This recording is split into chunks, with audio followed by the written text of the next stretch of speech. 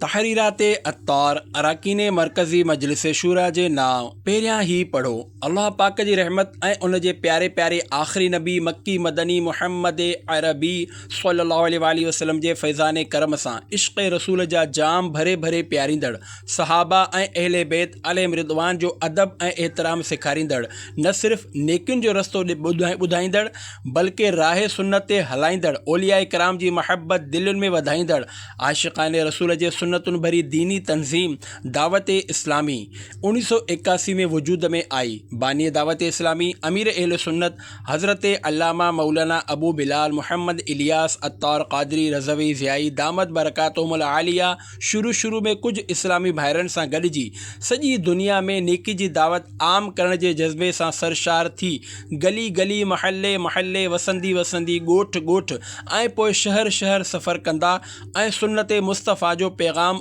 आम कंदा हुआ।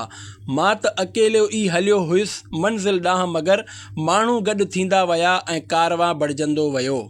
अल्हम्दुलिल्लाह दीन मतीन जी ख़िदमत ऐं क़ुरान और सुन्नत जे फैज़ान खे आम करण जो 1981 खां शुरू थींदड़ सिलसिलो ॾींहुं राति जारी रहियो, जेको पाकिस्तान जे सूबे सिंध जे मशहूर शहर कराची समेत सॼी सिंध में, पोइ पंजाब KPK यानी ख़ैबर पख्तूनख्वा ऐं बलोचिस्तान खां थींदो पाकिस्तान खां ॿाहिरि Hindustan, UK, Europe, America, Africa, Canada, Malaysia, Indonesia समेत दुनिया जे केतिरनि मुल्कनि ताईं पहुची चुको आहे। अमीर अहले सुन्नत जी दूर अंदेशी ते लखें सलाम। पाण कई हिकमतुनि ऐं मसलहतुनि खे नज़र में रखंदे सितंबर 2000 ईस्वी में पंहिंजे रत पगर सां सिंगारियल प्यारी दीनी तंज़ीम दावत इस्लामी जी मरकज़ी मजलिस शूरा क़ाइमु फरमाई। उन जो सभ खां पहिरियों निगरान ज़माने जो मशहूर नातख़्वान बुलबुल मदीना अलहाज मोहम्मद मुश्ताक अत्तारी क़ादरी रहमतुल्लाहि अलैहि खे बणायो ऐं उन खां पोइ निगरान शूरा जी चूंड इंतिख़ाब जो इख्तियार मरकज़ी मजलिस शूरा ते रखियो। उन वक़्तु मरकज़ी मजलिस शूरा 11 माण्हुनि ते मुश्तमिल हुई। हाणे ताईं निगरान शूरा समेत उन्हनि जो तादाद 29 आहे। शेख तरीक़त अमीर अहले सुन्नत दामत बरकातुहुमुल आलिया राक़िमुल हुरूफ अबू मोहम्मद ताहिर अत्तारी उन्हनि जे अर्ज़ ते तक़रीबन 3 साल पहिरियां 2022 ईस्वी जे सफ़र मदीना में मरकज़ी मजलिस शूरा जे कुझु अरकान जे नाले मुख़्तलिफ़ मदनी गुल पंहिंजे क़लम सां तहरीर फरमाया ऐं पोइ बाद में सभिनी शूरा जे अरकान जे नाले तहरीरूं जी हिन सिलसिले खे मुकमल फरमायो। अल्हम्दुलिल्लाह ही रिसालो जंहिंजो नालो तहरीरात अत्तार अरकान मरकज़ी मजलिस शूरा जे नाम उन्हनि समूरियुनि तहरीरुनि जो मजमूओ आहे। अल्लाह करीम अमीर अहले सुन्नत जो सायो ख़ैर ऐं आफ़ियत सां गॾु दराज़ फरमाए ऐं असांखे संदन ठाहियल मरकज़ी मजलिस शूरा जी शरीअत जे दायरे में रही करे इताअत कंदे दावत इस्लामी जे दीनी कम करण जी तौफ़ीक़ अता फरमाए। आमीन बिजाह ख़ातमिन नबिय्यीन सल्लल्लाहु अलैहि वसल्लम। सल्लु अलल हबीब सल्लल्लाहु अला मुहम्मद। दुआए अत्तार, ए मुंहिंजा करीम रब, जेको भी ही रिसालो तहरीरात अत्तार मरकज़ी मजलिस शूरा जे अरकान जे नाम पढ़ी या ॿुधी वठे, उनखे दीनी माहौल में इस्तक़ामत साबित क़दमी अता फ़रमाए ऐं खेसि संदसि माउ पीउ समेत जन्नतुल फ़िरदौस में बग़ैर हिसाब जे दाख़िला नसीब फ़रमाए। आमीन बिजाह ख़ातमिन नबिय्यीन सल्लल्लाहु अलैहि वसल्लम। दावत इस्लामी ज़िंदाबाद।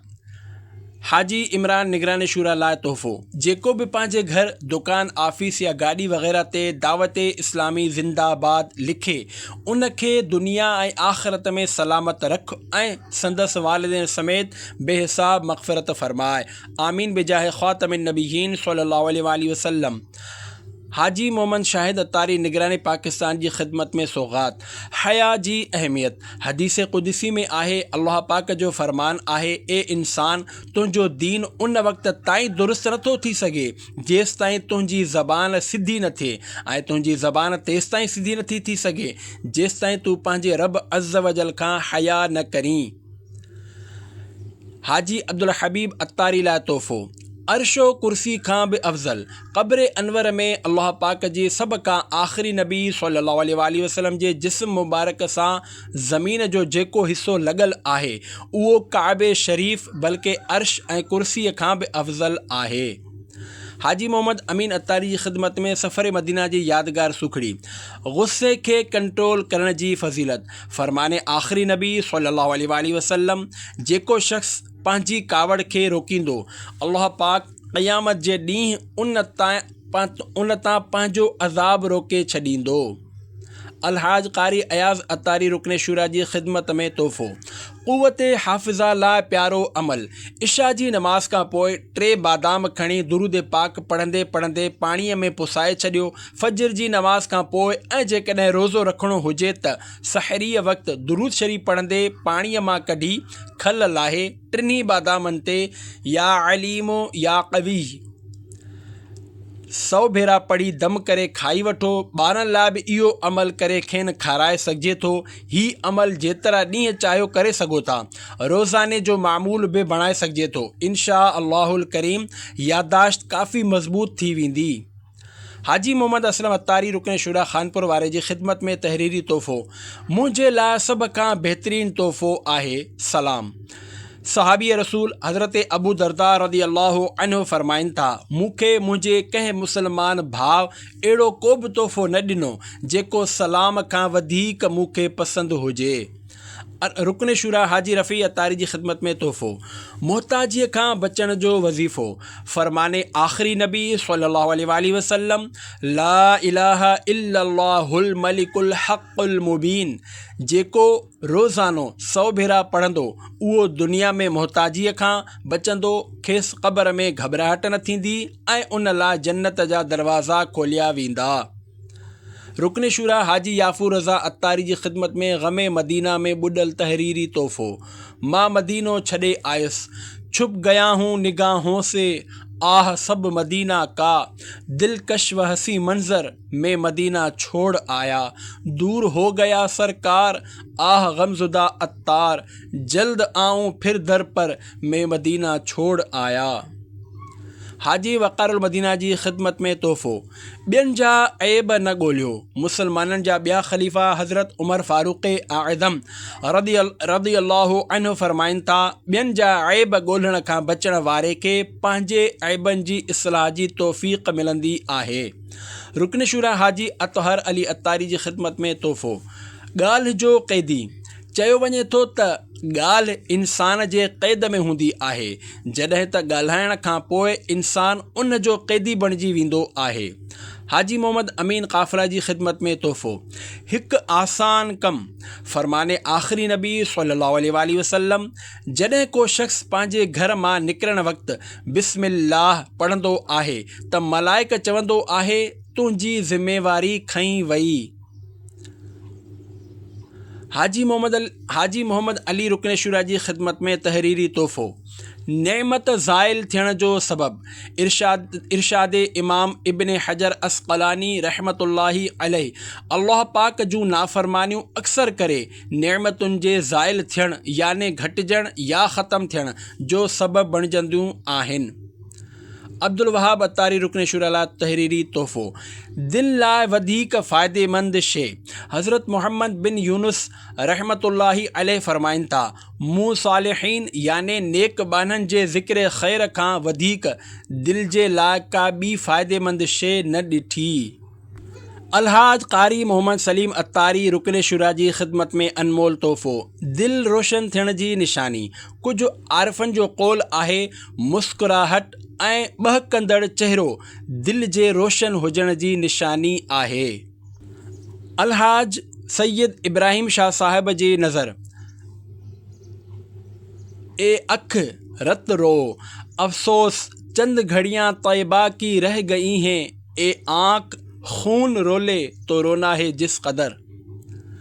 रुकन शुरा हाजी अकील मदनी जी ख़िदमत में तोहफ़ो अल्लाह पाक जी मख़फ़ी तदबीर याने ॻुझो फ़ैसिलो के अमल माण्हू नेकियूं सम्झी कंदा रहंदा पर उहे क़यामत जे ॾींहुं गुनाहनि जे पुड़ में हूंदा। हाजी अबू माजिद मोहम्मद शाहिद मदनी रुकन शुरा जी ख़िदमत में तोहफ़ो मिट्टीअ जा थाम। हदीस शरीफ़ में आहे जेको पंहिंजे घर जा थाम मिट्टीअ जा रखंदो मलाइक उन जी ज़ियारत कंदा। मनक़ूल आहे त मिट्टीअ जे थामनि ते को हिसाब नाहे। रुकन शुरा अलहाज सैयद लुक़मान शाह साहिब जी ख़िदमत में तहरीरी तोहफ़ो। सुन्नत जी फ़ज़ीलत। फ़रमाने आख़िरी नबी सल्लल्लाहु अलैहि वसल्लम, जंहिं मुंहिंजी सुन्नत सां महबत कई उन मूंसां महबत कई, ऐं जंहिं मूंसां महबत कई उहो जन्नत में मूंसां गॾु हूंदो। तोहफ़ो बराए रुकन शुरा हाजी फ़ुज़ैल रज़ा अत्तारी। मरीज़ जी इयादत जी फ़ज़ीलत। फ़रमाने आख़िरी नबी सल्लल्लाहु अलैहि वसल्लम, जेको कंहिं मरीज़ जे इयादत लाइ वेंदो आहे त आसमान तां हिकु पुकारण वारो पुकारींदो आहे, तोखे ख़ुशख़बरी हुजे, तुंहिंजो हलणु मुबारक आहे ऐं तो जन्नत में हिकु मंज़िल खे पंहिंजो ठिकाणो बणाए वरितो। रुकन शुरा अल-हाज अल-हाफ़िज़ मोहम्मद असद मदनी सल्लमहुल गनी जी ख़िदमत में तहरीरी तोहफ़ो। नमाज जी अहमियत। हज़रत ख्वाजा ग़रीब नवाज़ रहमतुल्लाहि अलैहि हिकु भेरो रोईंदे फ़रमायो, नमाज दीन जो थंभो आहे। जेसि ताईं थंभो सलामत आहे, घर सलामत आहे। जॾहिं थंभो किरंदो त घर बि किरी पवंदो। रुकन शुरा हाजी अज़हर अत्तारी जी ख़िदमत में तोहफ़ो। ख़ामोश रहण वारा बुज़ुर्ग। हज़रत सैयदना मुहम्मद बिन नदर हारिसी रहमतुल्लाहि अलैहि सां गॾु इबादान खां कूफ़े ताईं सफ़र कंदड़ हिकु साहिब जो बयानु आहे त सॼी वाट पाण हिकु बि ॻाल्हि न कयऊं। जॾहिं खेनि को कमु पवंदो हो त पंहिंजे पेट ॾांहुं ॾिसंदा हुआ त उहो उथी कमु करे वठंदो हो। हज़रत मुहम्मद बिन नदर हारिसी रहमतुल्लाहि अलैहि निहायती ख़ामोश रहण वारा बुज़ुर्ग हुआ। फ़रमाइनि था, इल्म जी शुरूआत ख़ामोशी आहे, पोइ ग़ौर सां ॿुधणु, पोइ उन खे यादि रखणु, पोइ उन ते अमल करणु ऐं पोइ उन खे फैलाइणु आहे। रुकन शुरा हाजी जुनैद मदनी जी ख़िदमत में तहरीरी तोहफ़ो। मुख़्तसर गुफ्तगू। मौला अली रज़ियल्लाहु अन्हु जो फ़रमान, ख़ैरुल कलामी मा क़ल्ल व दल्ल, याने बहितरीन ॻाल्हि उहा आहे जेका मुख़्तसर ऐं जामिअ हुजे। रुकन शुरा हाजी मोहम्मद फ़ारूक जिलानी जी ख़िदमत में तोहफ़ो। मदीने जी सख़्ती ते सब्र जी फ़ज़ीलत। हिकु फ़रमाने आख़िरी नबी सल्लल्लाहु अलैहि वसल्लम ही बि आहे, जंहिं मदीने जी तंग दस्ती ऐं सख़्ती ते सब्र कयो, मां क़यामत में उन जी शफ़ाअत कंदुसि या उन जे हक़ में गवाही ॾींदुसि। रुकन शुरा हाजी बगदाद रज़ा लाइ तोहफ़ो। मक्के जी गर्मीअ जी फ़ज़ीलत। फ़रमाने आख़िरी नबी सल्लल्लाहु अलैहि वसल्लम, जेको शख़्स ॾींहं जो कुझु वक़्तु मक्के जी गर्मीअ ते सब्र करे, जहन्नम जी बाहि उन खां परे थी वेंदी। हाजी मंसूर अत्तारी जी ख़िदमत में तोहफ़ो। सभ खां वधीक मेहरबान। फ़रमाने आख़िरी नबी सल्लल्लाहु अलैहि वसल्लम, मुंहिंजी उम्मत लाइ सभ खां वधीक मेहरबान अबू बकर सिद्दीक़ रज़ियल्लाहु अन्हु आहिनि। रुकन शुरा हाजी बरकत अली अत्तारी जी ख़िदमत में तोहफ़ो। हाफ़िज़ो मज़बूत ऐं नज़र तेज़ थिए। गजर जे मौसम में रोज़ानो हिकु गजर खाइण सां हाफ़िज़ो मज़बूत थींदो आहे ऐं नज़र तेज़ थींदी आहे। एसि ताईं जो जेकॾहिं ऐनक पाईंदड़ हुजे त नंबर घटिजणु शुरू थी वेंदा।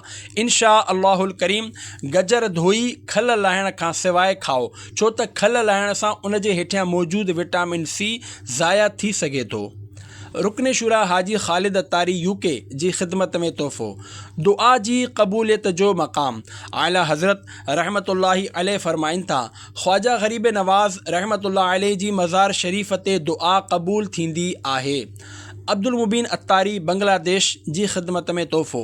जन्नत में न वेंदो। फ़रमाने मुस्तफ़ा सल्लल्लाहु अलैहि वसल्लम, धोखो ॾींदड़ जन्नत में दाख़िल न थींदो, याने धोखे जो अज़ाब चखण खां पोइ जन्नत में दाख़िल थींदो।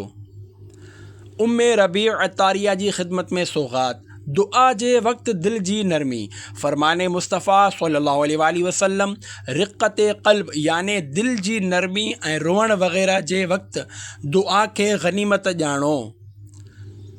उम्मे क़ुर्बान अत्तारिया राबता बराए शख़्सिया जी ख़िदमत में सौगात। बीबी फ़ातिमा रज़ियल्लाहु अन्हा मां जन्नत जी ख़ुशबू ईंदी हुई। सैयदा ख़ातून जन्नत हज़रत बीबी फ़ातिमतुज़ ज़हरा रज़ियल्लाहु अन्हा मां जन्नत जी ख़ुशबू ईंदी हुई, जंहिंखे हुज़ूर सल्लल्लाहु अलैहि वसल्लम सूंघंदा हुआ, इन करे संदन लक़ब ज़हरा पियो। उम्मे सफ़ा अत्तारिया हज उमरा वग़ैरह जी ख़िदमत में सौगात। मुनाफ़िक़त खां पाक दिल। फ़रमाने मुस्तफ़ा सल्लल्लाहु अलैहि वसल्लम, जेको मुहम्मद सल्लल्लाहु अलैहि वसल्लम ते दुरूद पाक पढ़ंदो, उन जी दिलि मुनाफ़िक़त खां अहिड़ी तरह पाक थी वेंदी जहिड़ी तरह कपिड़ो पाणीअ सां पाक थी वेंदो आहे। सल्लु अलल हबीब सल्लल्लाहु अला मुहम्मद व आलिहि व अस्हाबिहि व बारक वसल्लम।